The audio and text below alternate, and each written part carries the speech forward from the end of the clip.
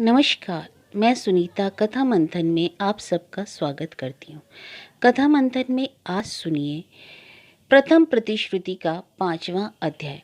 प्रथम प्रतिश्रुति से संबंधित सारे अध्याय आपको हमारी प्लेलिस्ट से मिल जाएंगे, जिसका लिंक मैं आपको वीडियो के अंत में एंड स्क्रीन में दे दूंगी। पालकी बढ़ी जा रही थी, हुम हुम हुम हुम करके। फटे हुए पाँव के घुटनों तक ही नहीं, जीभ और मुंह से भी धूल भरी थी कहारों की।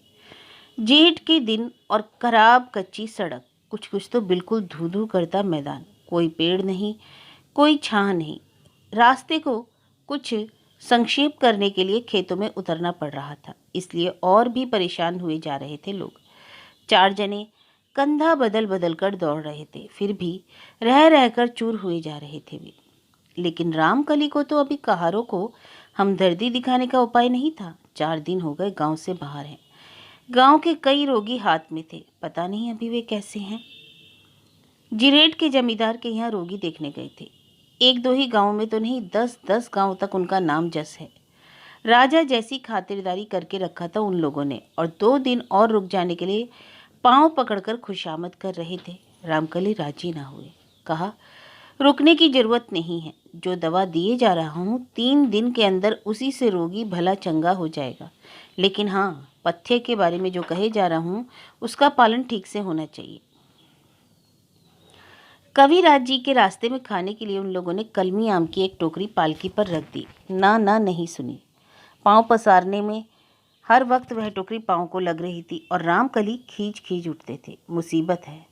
राहाबाट में रामकली कुछ खाते नहीं, इस बात को उन लोगों ने माना नहीं। जमींदार साहब ने खुद खड़े होकर बड़ी टोकरी रखवा दी, तो भी तो डाबों को रामकली ने रखने नहीं दिया। कहा, तो फिर ये कहार आपके बगीचे के इन फलों को ही ले जाएं, मैं पैदल ही चलता हूँ। पके हुए आम जेठ की दोपहर की झुलस से और भी तैयार हो गए। रह रहकर मीठी खुशबू आ रही थी। रामकली अजीज हो रहे थे और कहार लोग मानो मन से उस खुशबू को चाट रहे थे। सोच रहे थे, उन डाभों को पालकी के औने कोने रख लिया होता तो क्या नुकसान था। तो भी तो कान्हा के जीवों को के भोग में आता। अनमने से होकर शायद कुछ ढीले पड़ गए थे वे लोग कि मालिक की हाँक से चौंक उठे। पालकी से मुंह निकालकर रामकली कह रहे थे, अरे भैया सो मत जा, जरा कदम बढ़ा। बात खत्म की और फिर पलटकर बोले, रुक रुक, धीमा कर, लगता है पीछे किसे कोई और पालकी आ रही है। चारों कहारों के 8 पांव ठिठक गए। हाँ, पीछे से तो आवाज आ रही है और अचानक ही आ रही है। हुम हुम की आवाज धीरे धीरे स्पष्ट हो रही है।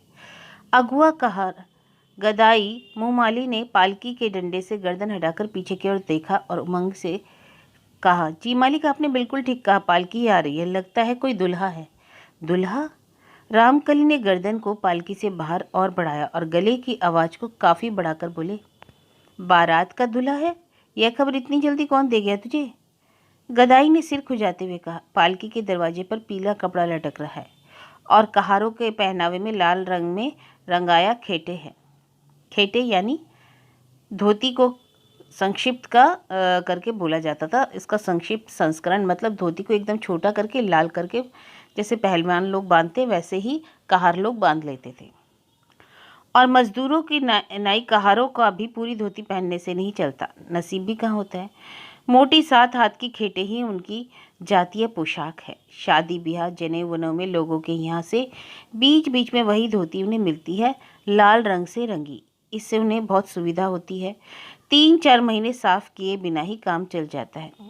लाल और पीले रंग ही नहीं, धीरे धीरे आदमी भी नजर आने लगे। गदाई ने और एक उमंग का आविष्कार किया, पीछे पीछे बैलगाड़ी भी आ रही है मालिक। बैलों के गले की घंटी सुन पा रहा हूँ, बेशक बारात ही है, इधर ही कहीं जाएगी, बगल के उस गांव की सड़क से निकली है। पालकी उतार दे तो जरा। गंभीर स्वर में रामकली ने आदेश दिया। देख लेना जरूरी है कि गदाई का जो अंदाजा है बात वही है या नहीं, और यह भी जान लेना जरूरी है कि बात अगर सच है तो उनके गांव में ऐसा कौन हिमाकती है जो लड़की का ब्याह कर रहा है और रामकली को उसकी खबर नहीं दी। यदि इस गांव का ना भी हो तो भी तो उसे पता लगना चाहिए कि गांव से लोग यह बारात ले कहाँ जा रहे हैं। रामकली के मन में जो भी हो, चाहे जरा देर के लिए कहारों के जी में जी आया। उन्होंने पालकी एक पाकड़ के तले उतार दी और कुछ हटकर अपने गले के अंगूछे से हवा करने लगे। मालिक की नज़रों के सामने तो हवा खा नहीं सकते। कुछ ही देर में दूर की एक पालकी करीब और करीब आ गई। रामकली पालकी से बाहर निकले। कंधे पर जो मटके की चादर थी उसे संवार लिया और राजोचित ढंग से खड़े होकर जल्द गंभीर स्वर में आवाज़ दी, कौन है? पालकी रुक गई। उस गले की उपेक्षा करके बिना रुके चले जाने की जरूरत किसे है? पालकी रुकी। उस पर दुल्हा और उनका अभिभावक था। अभिभावक के साथ साथ किशोर दूल्हे ने भी डरते डरते अपना मुंह बाहर निकाला। वैसे लंबे चौड़े गोरे चिट्टे व्यक्ति नीचे खड़े हैं, लिहाजा उनके सामने पालकी पर कौन रह सकता है? उस पालकी से भी दुल्हा के अभिभावक निकले। हाथ जोड़कर बोले, जी आप? रामकली की भवें लेकिन अब तक सिकुड़ आई थी। तीखी निगाह उनकी पालकी के अदर गौर करने लगी थी। अभ्यास के मुताबिक दोनों हाथ उठाकर प्रति नमस्कार के ढंग से बोले, मैं हूँ रामकली चटर्जी। रामकली चटर्जी? वह भले आदमी विहल से हो, ना स्वागत ना प्रश्न जैसा कैसे ढंग से तो बोल पड़े, कविराज जी? हाँ, उस नौजवान के कपाल पर चंदन देखा, लगा ब्याह है शायद। वह सज्जन उम्र में रामकली से छोटे ना होते हुए भी विनम्रता से कीटाणु कीट जैसा छोटा बनकर उनके चरणों की धूल लेते हुए बोले, जी हाँ, ओह कैसी खुशकिस्मती अपनी की इस शुभ यात्रा में आपके दर्शन हुए। रामकली की वह पैनी नज़र पालकी के अंदर खोज करती ही रही, तो भी धीमे से वे कहा, पहचानते हैं मुझे? हाँ, आपको नहीं पहचानता? इलाके में ऐसा कौन सा बदनसीब है? हाँ, आंखों देखने का सौभाग्य पहले नहीं हुआ था। राजू, पालकी से बाहर निकलो, चरणों को धूल डालो। छोड़िए छोड़िए, दूल्हा है ब्याह का। रामकली ने स्वाभाविक गंभीर गले से कहा, आपका लड़का है? जी नहीं, भतीजा है, मेरे छोटे भाई का लड़का। वह पीछे है बैलगाड़ी पर। और भी सगे संबंधी आ रहे हैं ना? और लड़की कहाँ की है? जी इसी पाट महल की, पाट महल के लक्ष्मी बनर्जी की पोती। लक्ष्मीकांत बनर्जी की पौत्री? रामकली जैसे सहसा सचेत हुए। अच्छा, आप लोग कहाँ के हैं? आपके ठाकुर का नाम?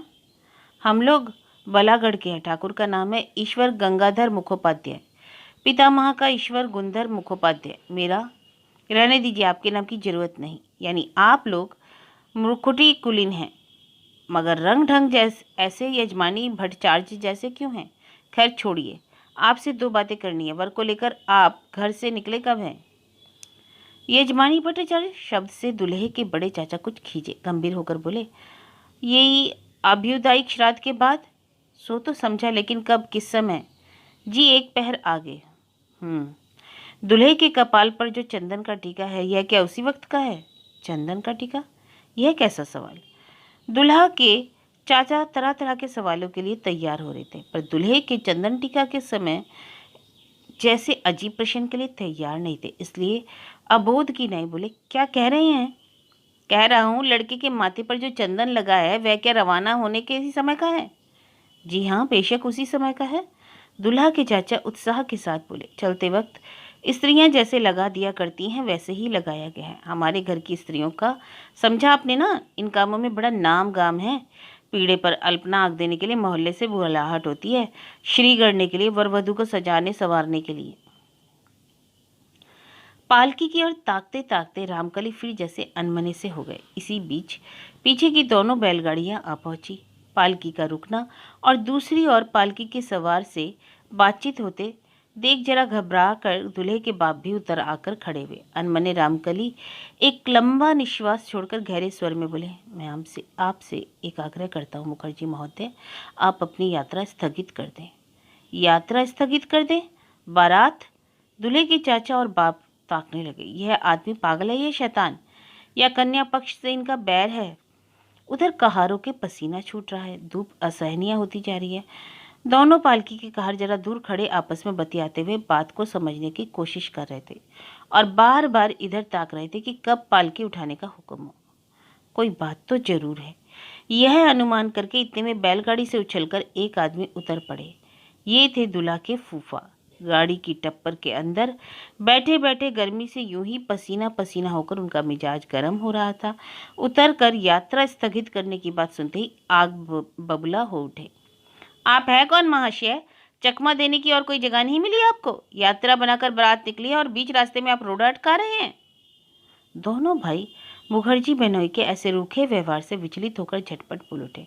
आहा गांगली बाबू, आप किनसे बात किए रहे हैं? पता है कौन है ये? अरे नहीं जानना चाहता मुखर्जी, जो आदमी ऐसे अर्वाचीन सा बोलता है। चुप रहो।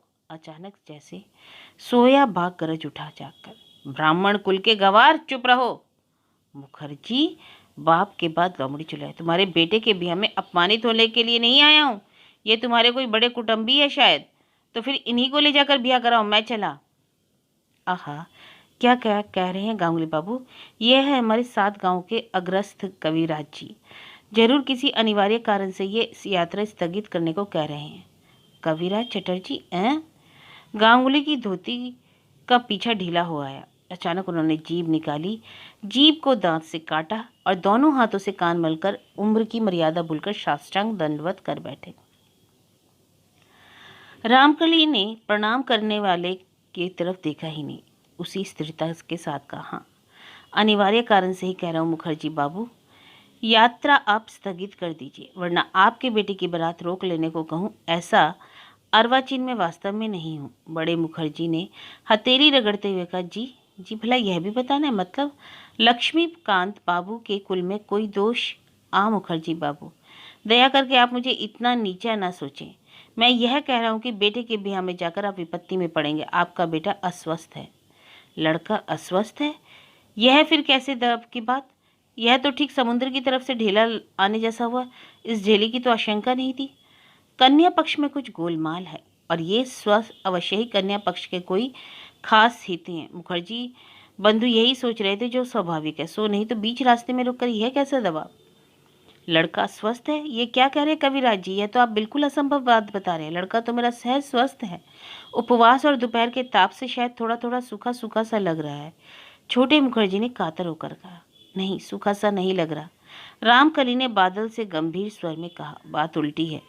लड़का बदस्तूर स्वस्थ है। गौर करे तो साफ पता चलेगा। मैंने शुरू में ही देख लिया था और रोकने की नीयत से ही आपको टोककर रोका था। लड़के के चेहरे पर मैं शीर्षुली सन्निपातिक के लक्षण देख रहा हूँ। बिना विवाह मंडप में ले जाकर आप मुसीबत में पड़ेंगे।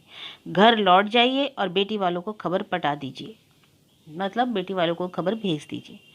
दूल्हे के फूफा विनय भूल कर फिर बिगड़ उठे। यह तो खासा झमेला खड़ा कर दिया। आज ही ब्याह है, रात के पहले पहर में लग्न, और यहाँ से हम दूल्हे को लेकर वापस लौट जाएं। बेटी वालों को खबर भेजे कि लड़का बीमार है। यह बच्चों का खेल है क्या? समझ रहा हूँ आप बेटी वालों के बड़े हितैषी हैं। रामकली का गोरा मुखड़ा धूप से एक तो यूं ही लाल हो उठा और अब आग जैसा लहकता दिखने लगा, तो भी वे उत्तेजित न हुए। हिकारत से गांगुली पर एक कटाक्ष डालते हुए बोले, बजा फरमाया आपने, बड़े हितैषी। लक्ष्मीकांत बनर्जी मेरे मामा के सतीर्थ हैं, पिता तुल्य है। उनकी पोती के ब्याह की ही रात में विधवा हो जाए, मैं नहीं चाहता। ये स्वच्छ मेघहीन आकाश से जैसे गाज गिरी। कैसे अलक्षण अपशकुन की बात! यह अभिशाप है कि किसी दिमाग खराब आदमी की बकवास? मुखर्जी बंधु गले का जनेऊ हाथ में लेकर हाहाकार कर उठे। रामकली अकंप दिए की लौ से कठिन हृदय वाले विचारक अपराधी को फांसी की सजा सुनाकर भी जैसे स्थिर रहे, वैसे ही अटल, अचल, अडिग, अभिशाप देते ना बना। हाथ में जनेऊ थामे मुखर्जी बंधु रो पड़े। आप यह क्या कह रहे हैं कविराज जी? आखिर करूं क्या? कहिए, मैंने मुंह पर स्पष्ट सुना देना नहीं चाहता। आप लोगों ने ही कहलवाया। सुनिए, यदि भला चाहते हैं तो अभी भी लड़के को उनकी माँ के पास ले जाइए। मैं साफ देख रहा हूँ, साक्षात काल उसके सिरहाने खड़ा है। वाद विवाद में और समय नष्ट ना करें, और आप लोग यूं उचाट होंगे तो लड़का घबराएगा। लेकिन दोनों भाई मुखर्जी भी तो आखिर रक्त मांस के ही आदमी ठहरे। उनका भी मन विश्वास अविश्वास का बना है। जो लड़का पालकी के अंदर मजे में बैठा है, बीच बीच में सिर निकाल कर देख रहा है बाहर क्या हो रहा है, जिसके कपाल पर चंदन का टीका अभी भी झकझक कर रहा है, गले की माला से सुगंध निकल रही है, उसके सिरहाने मौत खड़ी है। एक मामूली आदमी की बात पर कैसे विश्वास कर ले, और उसी बात पर यकीन करके एक भले आदमी को मौत सरी के सर्वनाश में ढकेलते हुए मूड की नहीं रवाना दूल्हे को लेकर लौट जाए। बेचारे बेटी वालों को पर क्या बीतेगी? कन्या का लगन भ्रष्ट होना मरण से कुछ कम थोड़ी ही है ना। असंभव है ये। निश्चय ही कुछ षड्यंत्र है इसमें। शायद हो कि चटर्जी से लक्ष्मीकांत बनर्जी की कोई दुश्मनी हो, या यह आदमी कविराज चटर्जी ही ना हो, कोई पगला ब्राह्मण हो। फिर भी उस व्यक्तित्व के सामने सब कुछ कैसा गोलमाल हुआ जा रहा है। बेटे के बारे में उतने बड़े अभिशाप जैसी बात। छोटे मुखर्जी ने कुछ ही दूर पर खड़ी पालकी की ओर ताककर सांस रुधी हुई छाती से कहा, मैं तो रोग का कोई लक्षण नहीं देख पा रहा हूँ कविराज जी। रामकली जरा विषाद सनी हंसी हंसे। वह अगर देख पाते तो आप में और मुझ में कोई फर्क रहता? मुखर्जी बाबू, आइए इधर खिसक आइए। लड़के के कपाल पर जो चंदन की रेखा को देख रहे हैं, अभी अभी लगाया गया हो ऐसा गीला है। जो कि आप बता रहे हैं, एक पैर आगे लगाया गया। वैसे मैं तो चंदन को सूकर खड़िया से हो जाना चाहिए था, नहीं हुआ, इसलिए कि छिपे सनी पातिक से सारा शरीर रसस्थ हो गया है। ओह, यह बात। दूल्हे के बड़े चाचा हंस पड़े। कविराज जी, खूब संभव है यात्रा कर से आप बहुत थक गए हैं, इसलिए लक्षण निर्णय में गलती कर रहे हैं। गर्मी के दिन है, पसीना चलने की वजह से चंदन को सूखने का मौका नहीं मिला, यही बात। अरे ओ कहारो, चलो पालकी उठाओ, शुभ यात्रा में कैसी आफत। रामकली ने लक्षण निर्णय में गलती की? उनके अपने ही माथे की नसें फट पड़ेंगी क्या? वे एक बार अपनी पालकी की ओर बढ़ने को तैयार हुए, मगर जाने क्या सोचकर ठिठक गए और भारी गले से बोले, सुनिए मुखर्जी बाबू, रामकली चटर्जी से लक्षण निर्णय में भूल हुई। यह वाक्य अगर और किसी क्षेत्र में कहा होता तो इस ढिठाई का समुचित जवाब पा जाते, लेकिन अभी आपका संकट का समय है। उधर बेटी वाले आफत में, इसलिए छुटकारा मिल गया। लक्ष्मीकांत बाबू के यहाँ तुरंत यह खबर कर देनी चाहिए और यह काम अब मुझी को करना पड़ेगा। जरूरत हुई तो पालकी छोड़कर घोड़े का सहारा लेना पड़ेगा, मगर आपको अंतिम बार सावधान किए जाऊं कि लड़के के माथे की नस फटकर लहू बहना शुरू हो गया है। आंखों की नस का रंग और रंग की सूजन को गौर करने से आप खुद ही इस बात को समझ सकते हैं। लगता है जरा ही देर में विकार शुरू होगा। बता देना मेरा फर्ज है, इसलिए मैंने बता दिया। लक्षण निर्णय में भूल बता रहे थे ना, ईश्वर से प्रार्थना है रामकली कविराज के विचार की जिसमें भूल ही हो। धूप के पसीने को काल का पसीना सोच लेने का भ्रम हो, उसे हुआ जिससे यही हो। और क्या कहूँ। अच्छा नमस्कार। और गदाई उठा पालकी, तेजी से जरा बशीर के घर की तरफ चल, घोड़ा लेना पड़ेगा। पालकी उनकी चलने लगी कि छोटे मुखर्जी दौड़े दौड़े आए, लगभग रोकर चीख उठे, कविराज जी, आपने इतने बड़े सर्वनाश की सूचना ही दी तो जरा दवा नहीं की? रामकली गंभीर और उदास से अपना हाथ जरा हिलाकर कपाल से लगाते हुए बोले, देनी होती तो आपको कहना न पड़ता, मैं खुद ही दे देता, लेकिन अब तो स्वयं धन्वंतरी के बाप के भी बूते की बात नहीं है। उधर पालकी पर सवार होकर मुखर्जी अजीज आय से बोले उठे, दुर्गा दुर्गा, इतना विघन, जाने किसका मुंह देखकर चले थे, कहाँ से तो यह आफत। ए राजू, ऐसे क्यों ऊँग रहा है, गर्मी से तकलीफ हो रही है? राजू ने दो सुर्ख आंखें खोलकर कहा, नहीं चाचा जी, सिर्फ सर्दी लग रही है, वो भी जोरों की। आंचल डुबाकर हिला हिलाकर नीचे के पानी को ऊपर और ऊपर के पानी को नीचे कर रही थी सब। गर्म पानी को ठंडा करने के लिए बेला झुकाई थी, फिर भी पोखरे का पानी उबल रहा था। उस पानी में उतरकर हिलौड़े लेने से बदन ठंडा होने की बजाय जलता है, फिर भी पानी का आकर्षण तो बड़ा आकर्षण है, इसलिए बेला झुकते ही गांव की नवेलियां पोखरे में उतरती हैं। पुन्नू, टेम्पी, खेदी, पूटी आदि छोकरियां चटर्जी पोखरे के पानी की घाट पर सी रही थी। अभी तक सत्य क्यों नहीं आई, यही सोच रही थी कि वे और अनुपस्थित सत्य को संतुष्ट करने के लिए ही शायद पानी को ठंडा करने के अभियान को बड़ी जोरों से चला रही है। सत्य उन लोगों की प्राणों से प्यारी जो है। सत्य क्या सिर्फ उनके दल की नेत्री है? भगवान जाने, किसी खूबी से सत्य उन सब के हृदय की भी नेत्री है। सत्य के बिना उन सब का खेल शिव विहीन दक्ष यज्ञ के समान है। पोखरे में घोघो रानी कितना पानी के खेल में सत्य ही अगुआ है, इसलिए पोखरे के उबलते पानी को बार बार ऊपर नीचे करते हुए एक दूसरे से पूछ रही हैं, सत्य को क्या हो गया? घर में तो उसे नहीं देखा, कहा तो था कि ठीक वक्त पर भेंट होगी, कहीं बागीचे में तो नहीं? दूर अकेली अकेली बागीचे में क्या घूमेंगी? ब्याही लड़की है जी, डर नहीं? डर? सत्य को डर? देख लेना, ससुराल जाकर वह सास फूफू सास से नहीं डरेगी। इसमें ताज्जुब है जैसे क्या है। सत्य अपनी सभी सखी सगियों की जो प्राणों की देवी है, उसकी खास वजह शायद उसकी यही निर्भीकता है। अपने आप में जो खूबी नहीं है, जो हिम्मत नहीं है, वह खूबी वह हिम्मत दूसरे में देखकर मोहित होना आदमी का स्वाभाविक धर्म है। निर्भीकता के सदा ही सिवा ही सत्य में कितने गुण हैं। खेल कूद के मामले में सत्य की सूझबूझ की सानी नहीं, बल और कौशल दोनों ही उसमें दूसरे से 100 गुना है। मोटे सोटे गाछ के कटे कूदे को रस्सी से बांधकर खींच लाना सत्य के लिए असंभव नहीं, और फिर उस कूदे को पानी में डालकर डोंगी बना लेना भी सत्य के कौशल से ही संभव है। इन सब के सिवा प्यार जोड़ना, प्यार बनाने के बाद टोले की सभी छोटी बच्ची बच्चियां सत्य के गुलाम बन गई। प्यार माने पद, कविता जैसे जो छंद होते हैं ना, उसे प्यार कहते हैं। उसी सत्य के लिए वे सब पानी को ठंडा कर रही थी। यह कौन सी बड़ी बात है, लेकिन सत्य को इतनी देर क्यों हो रही है? इधर उन लोगों की मियाद जो पूरी हुई जा रही है। कहीं दादी फुआ को ख्याल आ गया और खोज की कि बस हो गया। ठीक उसी वक्त तो अभिभावकों को जरा झपकी लेने का समय है, इसलिए इन्हें ऐसी बेरोक आज़ादी है। हाँ, इसी झुकती बेला में ही गृहणियाँ जरा सा सो जाती हैं। तमाम साल तो नहीं। औरतों की दिवा निद्रा से तो बुरी बात दुनिया में और क्या है। निहायत आम के मौसम में आम का एक नशा है। गृहणियाँ कहती हैं आम का मद। आम खाओ और चाहे ना खाओ, इस समय बदन टिस टिस ही करेगा। अवश्य नहीं खाने का तो सवाल ही नहीं उठता। आम कटहल कौन नहीं खाता। होरू भट्टाचार्य की माँ की तरह आम जैसी चीज और कौन जगन्नाथ को चढ़ा सकता है। होरू भट्टाचार्य की माँ उस बार श्री क्षेत्र जाकर यही देखकर आई है।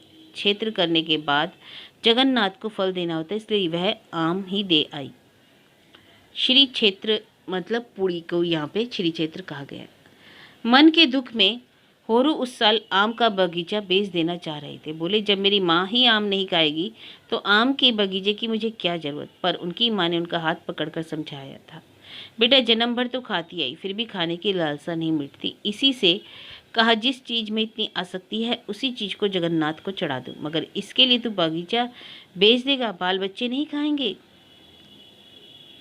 छोटे बड़े जवान बूढ़े आम के सभी भक्त आम के मौसम में दिन भर में 1-20 1.5-20 आम खा लेना कुछ असंभव नहीं। अवश्य सब आम सबको ही नहीं खाते, यानी नहीं पाते। संसार के में सदस्यों की श्रेणी के हिसाब से ही आम की श्रेणी का हिसाब करके हिस्सा होता है। मालिकों के हिस्से पड़ता है जोड़ा कलम, गुलाब खास, खिरसापाती, नवाब पसंद, बादशाह भोग, फजली आदि। और गृहणियों के लिए अलग करके रखा जाता है प्यारा फुली, बेलसुबासी, काशी चीनी, सिंदूरिया। और बहू बेटियां बच्चे बच्चियों के लिए ढेरों वाले आम।